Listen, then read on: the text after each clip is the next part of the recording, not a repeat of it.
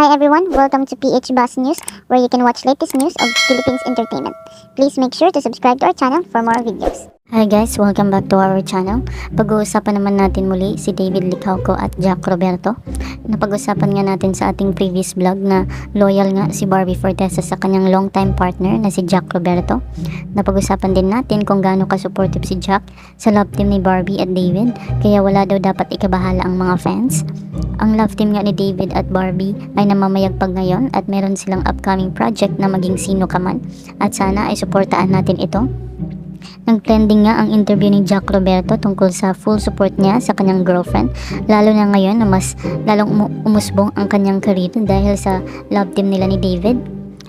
Na-interview naman si David ng Pep at di daw umano ito na sorpresa at thankful sa pagiging supportive ni Jack. Sabi ni David, syempre knowing Jack as a person and an actor at actor siya, matagal na siya sa industry. I would think na di naman ako nagulat na naiintindihan naman talaga niya. Hindi naman siguro siya naapektuhan, and ayun, I'm just really thankful as a man and as a friend. I mean, sinusuportaan niya kami.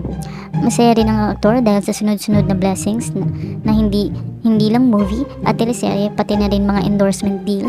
Sabi ni David, super happy of course to be given this opportunity kasi naalala ko dati nakikita ko yung mga athletes, mga actors na nagpo-post sila ng selfie tapos may watermark doon ng mga cellphone.